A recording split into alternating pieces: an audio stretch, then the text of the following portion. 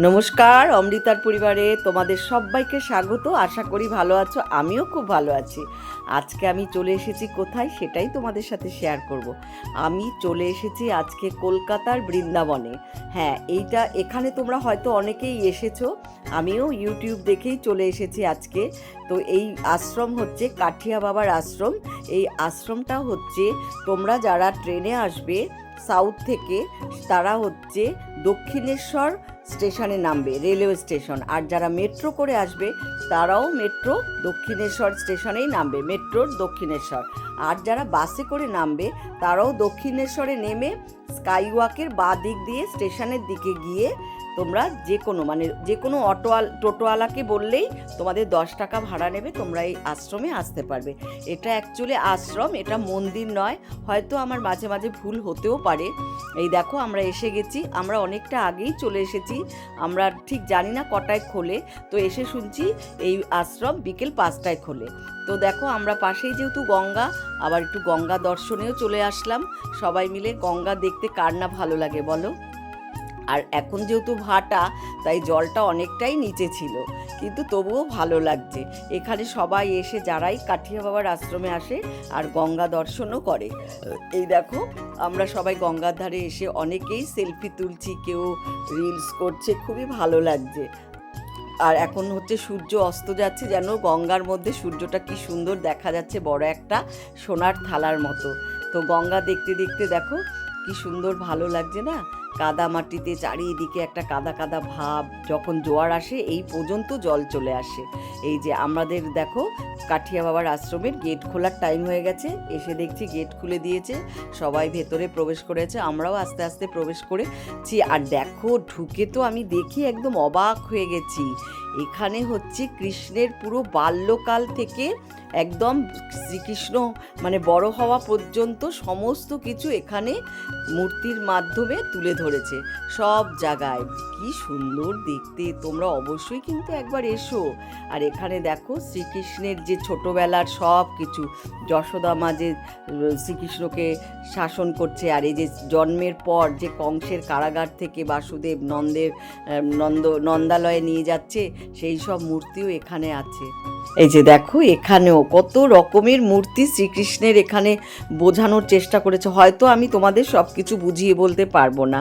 খুব সুন্দর, খুব সুন্দর। আমার তো এসে এত ভালো লেগেছে, যেদিকে তাকাই সেদিকে যেন চোখ জোড়ানো, সব মূর্তিগুলোকে।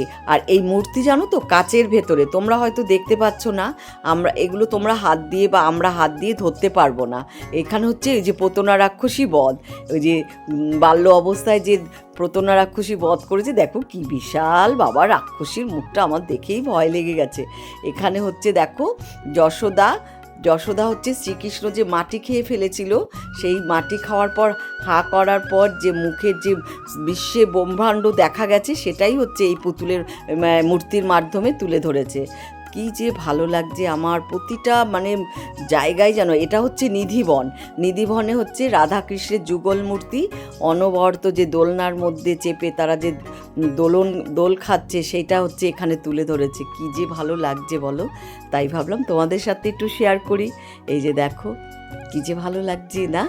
আর এখানে দেখো, এই যে আমি তোমাদের অনেক কিছুই বলতে পারবো না, কারণ আমি অনেক কিছুই বুঝতে পারছি না। তোমরা অনেকেই হয়তো বুঝতে পারবে আমি যে তোমাদের দেখাচ্ছি।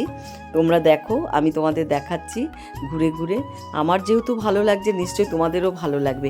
এই আশ্রমে আসতে তোমাদের কোনো খরচই নেই, এখানে কোনো টিকিটের ব্যবস্থা নেই।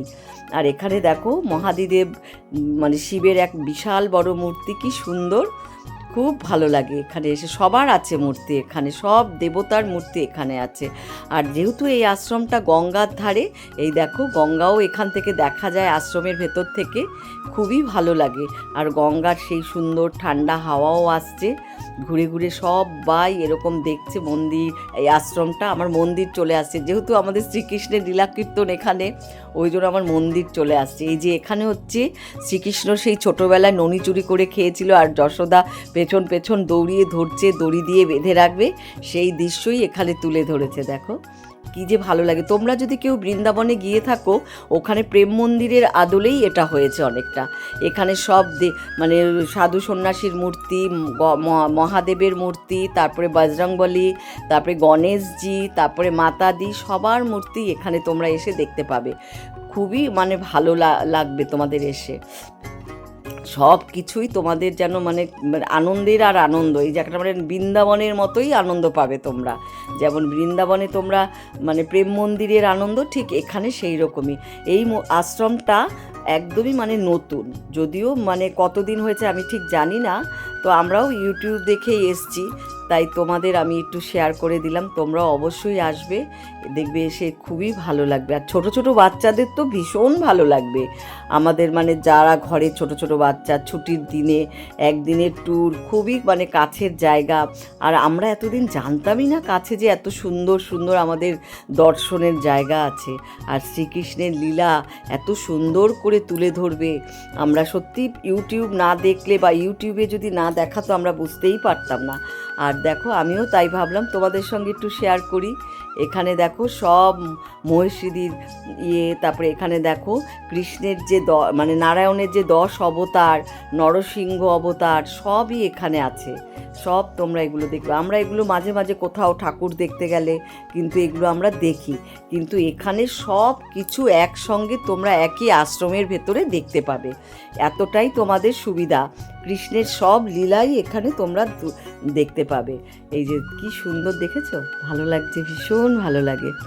আমি তো মানে দেখে মুগ্ধ হয়ে গেছি। যারাই দেখছে তারাই বলছে ওরে বাবা কি ভালো লাগছে। আর এখানে এসে আমার পরিবারের অনেক বন্ধুর সাথেও দেখা হয়ে গেছে, খুবই ভালো লাগছে। এখানে একটা মহামিলনের জায়গা আর আনন্দের জায়গা।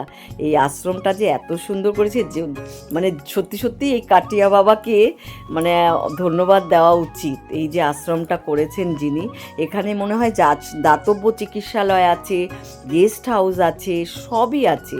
এ দেখো কালিয়া দমন, শ্রীকৃষ্ণের এখানে কালিয়া দমন হয়েছে, সেই কালিয়া দমনটাও কি সুন্দর করে তুলে ধরেছে সব কিছু। এখানে হচ্ছে শ্রীকৃষ্ণ যে অষ্টসখীর বস্ত্রহরণ করেছে সেটা, ওরে বাবা কি ভালো লাগছে। একদম গাছের উপরে সমস্ত সখীদের বস্ত্র নিয়ে গেছে। এই যে দেখেছো যশোদা মা সবাই মিলে, যে এখানে দেখো কি সুন্দর আমাদের গোমাতা, গো বাছুর সবাই এখানে সব রয়েছে। এই যে শ্রীকৃষ্ণ যে গোচারণ করতো সেটাও এখানে তুলে ধরেছে। আর এখানে হচ্ছে সব মুনি ঋষিদের মূর্তিগুলোকে সুন্দরভাবে পরম্পরায় সাজিয়ে রেখেছে, কার পরে কে সব সেইভাবেই এই মূর্তিগুলি এখানে সুন্দর করে সাজিয়ে রেখেছে। দেখো কি সুন্দর একটা ময়ূরের প্রতিচ্ছবি, এটা কিন্তু একদমই মানে কি বলবো, মানে সাজানো, মানে একটা মানে কি বলবো মূর্তি, হরিণ, সব কিছু দেখো কি সুন্দর। একদম মানে আশ্রমটা যেন এত সুন্দর করে সাজানো, তোমরা যদি না আসো, না দেখলে বুঝতে পারবে না। আর এই যে দেখো এক পরিবারের সাথে দেখা হয়ে গেছে। সোনার তাল গাছ, এখানে দেখো সোনার তাল গাছ।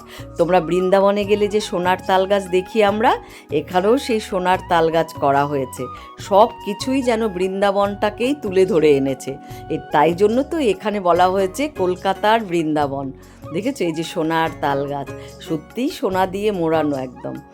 তোমরা অবশ্যই একবার এসে কিন্তু ঘুরে যেও। আর এই যে দেখো কি সুন্দর এক কামধেনু, কামধেনুটাকে দেখে মনে হচ্ছে একদমই অরিজিনাল। সব কিছু তোমরা দেখতে আসলে বুঝতে পারবে অরিজিনাল।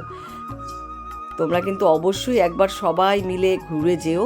আমার পরিবারের সকল বন্ধুদের বলছি, সবাই ভালো থেকো, সুস্থ থেকো।